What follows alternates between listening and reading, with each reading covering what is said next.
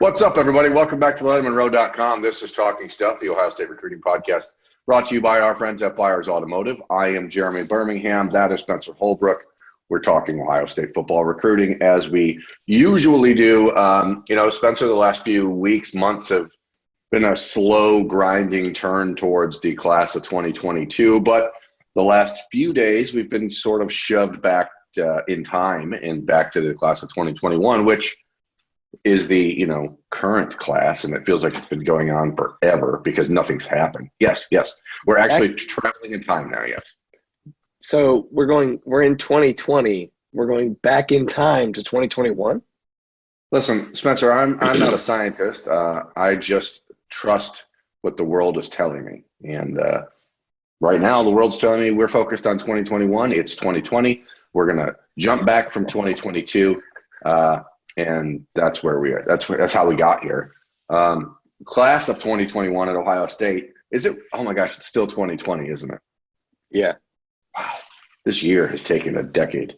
It's really sucked too. Okay, so Ohio State did add its 20th commitment in the class of 2021 on Saturday night, as we sort of were alluding to for the last few weeks on this show and other Lettermen Row vehicles, that Zen Michalski, a 3-star, 4-star prospect according to 247 Sports, 3-star according to 247 Composite, 6'6", 290-pound offensive lineman from Floyd's Knobs, Indiana, did commit to Ohio State on Saturday night. Spencer, have you had a chance to watch him on film yet? Or if you haven't, say no. But if you have, tell me, what you think when you see him. I have not. I had quite the weekend. I know that got litty, bro. No, but I was a little busy. Okay. But I haven't got to watch the tape yet. But from everything you have told me, I am confident that this guy can play at Ohio State. I think the biggest thing that I'm going to add to this is do not be fooled by the rankings, because everybody's going to say he's the lowest guy in the class other than the punter. First of all, this is a historic class. Second of all, the ranking is going to go up before he signs on the dotted line. Yeah, and the thing is, there are some positions in tight end, offensive line. Those are two of the primary ones where you have to assume that if a player signs with Ohio State, that guy is not going to be counted on to contribute for 2 or 3 years, period. So, when you talk about even a tight end like Jeremy Ruckert, who was the number 1 ranked player in the country at his position, it's going to take a couple years because that position requires a lot of development. And the offensive line is that in, 10 times because that position requires more development than any. Zen Michalski has only played the offensive line for 2 seasons now, and he went from being a 6'6", 220-pound tight end a year ago to being a 6'6", 290-pound offensive tackle now. He's extremely athletic. He's versatile. He can play at least tackle and guard in the Buckeyes' eyes, and there are some who think he could actually play center. It's not what he wants to do, and I don't think he'll ever be called on to do it, but he has the body type to play all those spots and the athleticism to do it. But most people, because this is the nature of recruiting, once Michalski commits, the question immediately becomes what, Spencer? Who's next? Who's next? How does it impact player X? What does it do next? And that's fine. That's why we do this. The Buckeyes are still looking at another offensive lineman in this class. They would love to still add Tristan Lee. They're fighting. They're clawing their way back into that conversation after falling out of it and then climbing back in it and then falling back. It's just back and forth. I think the realistic view right now is that the Buckeyes are at a fairly distant 3rd place in that race behind LSU and Oklahoma, but there's like a window that if it opens the way they're hoping to, Tristan could, still make his way back into the fold, and maybe they close the gap. That window, of course, Spencer, is what? Is it visits? The season? It's visits. Well, exactly. What is that potential visit, Spencer? Oh, the Buckeye Bash. The Buckeye October 24th. So I do want to move backward a little bit. When I say I haven't watched the film, I haven't watched. Are we going back in time again? when I say yes, when I say I haven't watched Michalski's film, I haven't watched the senior film. The thing about Michalski, he's a mauler. So like he's a good run blocker. He's got a lot of work to do on his technique. That's what I see. Is that kind of the feel that you get for it? No, I completely agree. He's a guy who really finishes plays, which is rare at that level, especially for a guy that hasn't played the position, and most especially for a guy that isn't playing against great competition every week. But he finishes plays, and for an offensive tackle, for an offensive lineman in general, that is one of those sort of barometric marks where you're like, okay, this is something we can build on, because he at least is understanding that if he's done with his guy, he's looking for the next guy to hit. And I think that that's one of those things that as an offensive lineman, I'm like, this kid gets it. And Zen is definitely football IQ higher than the average person who's only played a position for a year. So you're probably asking yourself, why did Spencer make sure to bring that up? Here's why. Because I think he's going to play guard in college. Because I think he's a better run blocker. It will be easier to fine tune his skills to the guard position because of the run blocking ability. There's not as much responsibility of playing tackle on the outside. So much more technique, in my opinion. My knowledge on the offensive line goes to that tackle spot. If you can have a road grader and a run blocker, you can acclimate him to a college guard position easier than you can slide him out to tackle and play him there, which is a really roundabout way of saying there's still a massive hole in this class for tackles. They need a tackle. And I think that's the selling point for Tristan Lee. And I think that's one of the reasons why, if I picked right now, and I have no knowledge of this recruitment whatsoever, but if I had like a bold prediction, it would be that Tristan Lee ends up in the Ohio State class. Because I feel like if the window is there, he makes the visit to the Buckeye Bash, he gets around those guys, he sees what this class is about, and then he realizes that there's an opening at tackle where in the future it could be he and Paris Johnson as the two tackles. Like, that is a very enticing scenario for him. Yeah, I mean, that is definitely a bold prediction. I'm not sure I'm on board with that yet, and that's fine. I do think that the answer here is fairly simple. If Tristan Lee is interested in Ohio State, he will show up on campus on the 24th. It'll show up in Columbus on the 24th to hang out with Jack Sawyer and the recruiting class at Jack Sawyer's house, period. If he's interested, he will. If it's all just lip service and he's not that interested in the Buckeyes, and then he won't. And I know that there are extenuating circumstances. People have to get off work. You have to clear your calendar. But if you can clear your calendar to fly to Oklahoma, if you can clear your calendar back-to-back weekends to fly to LSU, then you can make a 6-hour drive to Ohio State. And there is discussion about that from what I understand. It has not been finalized yet, but we're 2 weeks away from that happening. And you're right. The reality is, with Ben Chrisman and Donovan Jackson, and now with Zen Michalski, Ohio State has 3 offensive linemen committed, but each of them is a combination type player. They're all in that 6'4", 6'5", 295, 305 pound range. And they're all guys who could play in or out. And I personally agree that from what I've seen, I think they're all inside guys. Now, that was a focus coming into this recruiting class. There was a desire to get more guard type bodies on the roster, but you do need someone, because if Nick Petit-Frere has a good season at Ohio State this year, and now we're jumping into the future. If Nick Petit-Frere has a really good season, you could be looking at next year needing to replace Thayer Munford and Nick Petit-Frere as your tackles.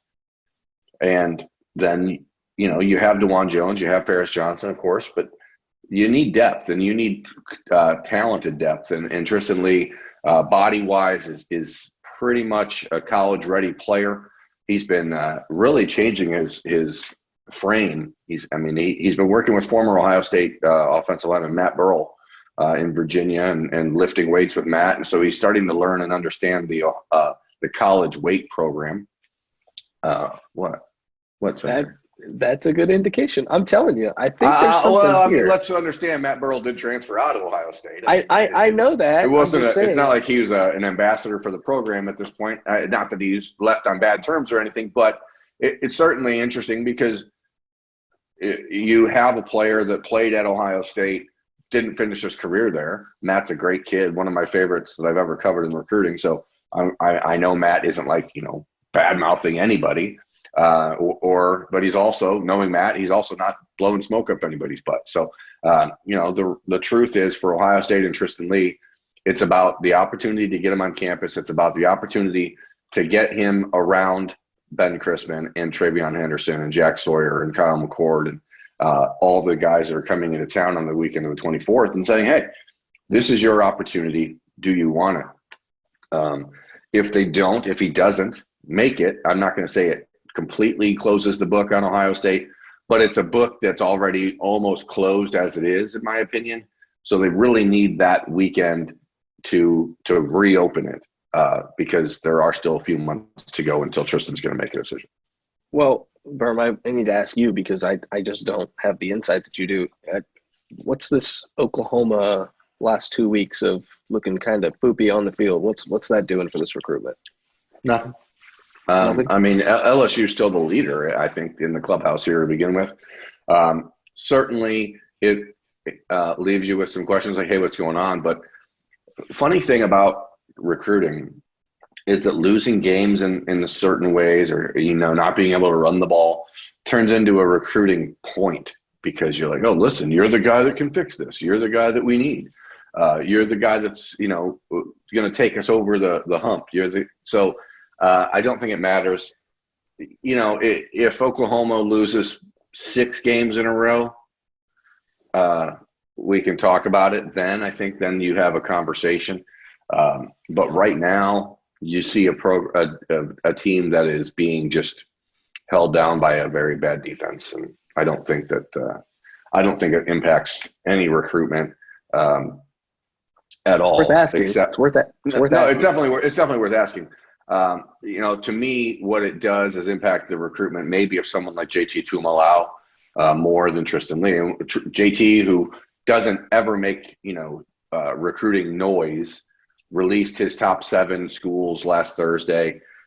We've not talked about it yet because we're just doing this show once a week right now in the middle of a pandemic. But Ohio State obviously is on that list for JT. So was Oklahoma.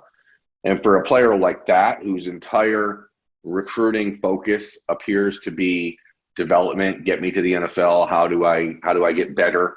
I think that what you see, and this is just me spitballing, but he has to watch that and realize, hey, this defense isn't going to get me there, and this development isn't going to get me there. So I think that maybe you see more impact there than you would in a case of Tristan Lee. Makes sense? Yeah. The same thing for Emeka Egbuka. Like, that's not going to hurt Oklahoma's chances. I mean, it's just their offense is incredible. So how is that going to hurt them? Yeah. With JT, with Emeka, it's about getting on campus at Ohio State again for Emeka and for the first time for JT, and then seeing where that unfolds.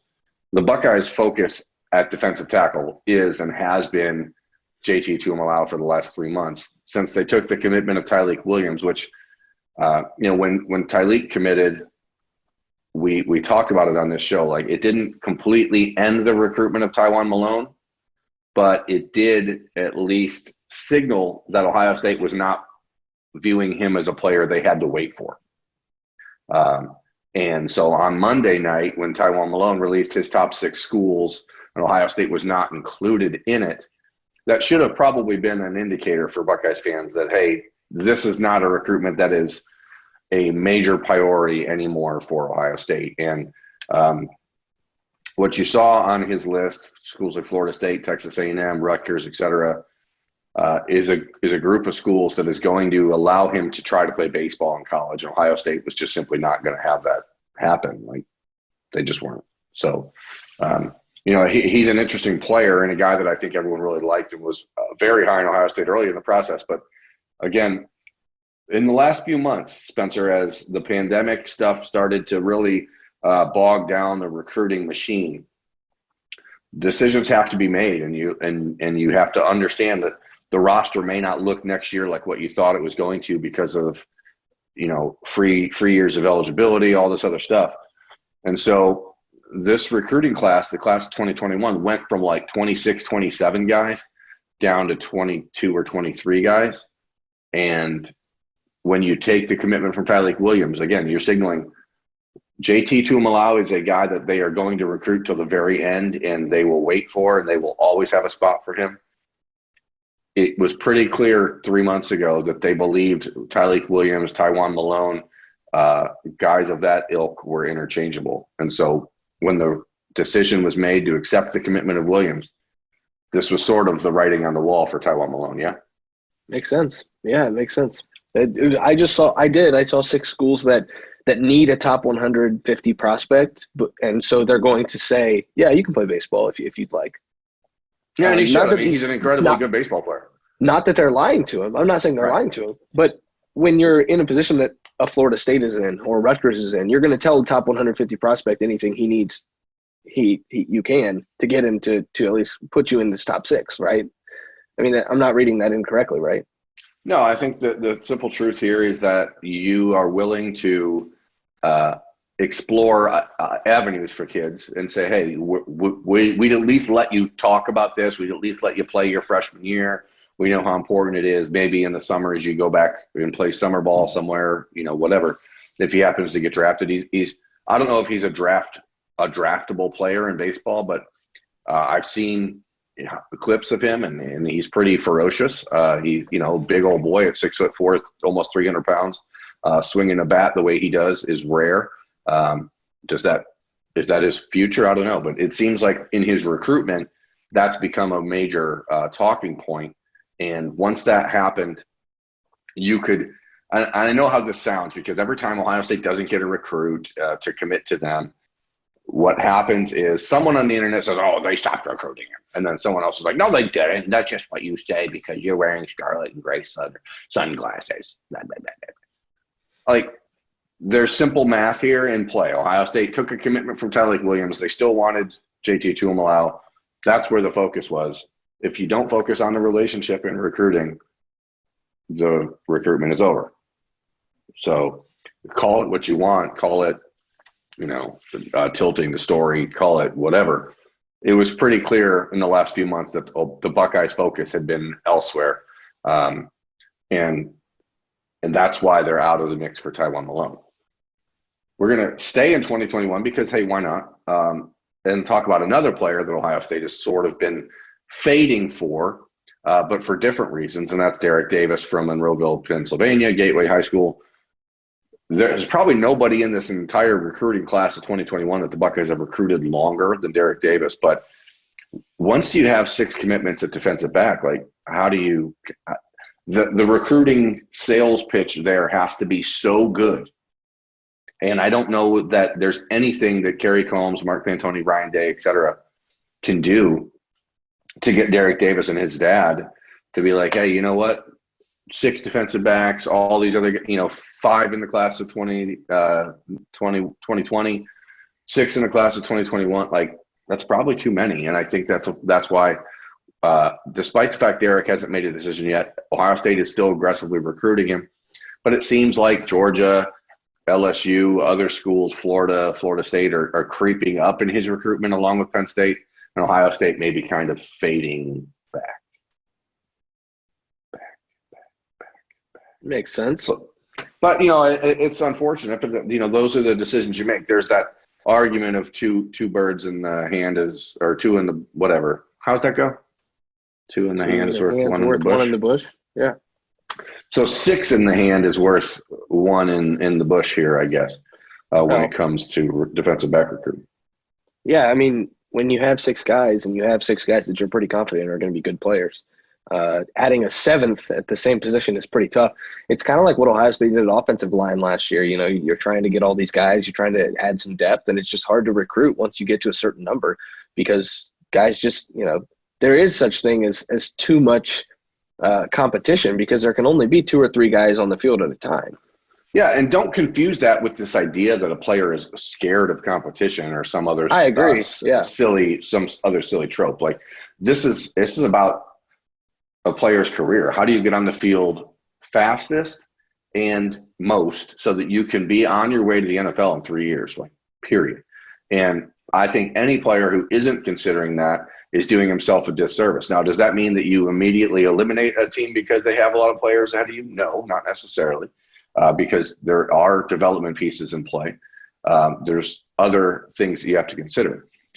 But for Ohio State and Derrick Davis, I think it's really kind of put the brakes on a recruitment that is one of serious mutual respect and one of serious mutual admiration. But it just probably isn't going to happen when it comes to Ohio State and Derrick Davis. On that note, Chives, let's talk about one other thing. We'll play a little game. Everyone loves the game. Do you want to play a game? Are you going to do the jingle? I don't remember. Play us in, Chives. In or out. It's the fun game of who's in or who's out at LettermenRow.com. Sponsored by Scarlet Sunrise, the Ohio State recruiting and football newsletter every morning in your inbox. Written by our good friend, Spencer Holbrook. Spencer, how important is it that people click on Scarlet Sunrise? It's important. It's a great way to start your day. It really is. I know you start your day with it. If you miss anything. Every day. It's great. It goes right into your inbox at 6 a.m. and you never miss a thing. There you go. That's a beautiful plug. Let's just dive in. We're going to play a rapid fire game of in or out here. And we're going to get you on your way with your day and me on my way with mine. Spencer, go. Derrick Davis. Out. Emeka Ibuka. In. JT Tuimoloau. In. Is there a condition on the in? No. We're not going that route today. This was rapid fire, remember? Oh, Tristan Lee. Out. All right. I don't know. I want to be clear, and I didn't finish this point before we go. I don't think that means Ohio State is absolutely done at defense or at the offensive line position. I do think that there are players around Ohio. Tomas Ramak from Brunswick, who's committed to West Virginia. I think he's sort of rising in their mind a little bit, and they're maybe watching him a little closer than some of the other kids around the state right now. So that's one to look at. You just never know what happens if his tape continues to look good. But, as we said at the start of this show, the focus for the last 2 months has pretty much been moving on to the class of 2022. And that's where the focus really is going to continue to be as we head into the final part of the worst year in American history. Go. And the other thing, the last thing that I will say is the 2020 class at tackle was pretty good. The 2021 class, if they miss on tackles, it's not a good thing because you want to have tackles in every class. But the 2022 class, you can build an offensive line on 2 Ohio tackles. Yeah. And the nice thing, and you brought it up, you have Emil Wagner, you have Tiger Tushabola, you have Blake Miller. If the Buckeyes do their job in the state of Ohio recruiting in 2022, then you have a really solid starting point for a 6-man offensive line class if this class in 21 only ends up at 3. So that's a very good point, Spencer. Yep. Point Chives. Listen, everyone, thanks for watching. Thanks for listening. This has been the Ohio State Recruiting Podcast, Talking Stuff, brought to you by Byers Automotive. Check us out every week. We're here on YouTube, iTunes, Snitcher, every other podcast platform. We just, we're here. Reach out to us on Twitter if you have any questions or things you want us to talk about. I'm at Berm. That's at Spencer Holbrook. We are at Lettermen Row. So thanks again for watching, everyone. We'll catch you next week. Have a good one.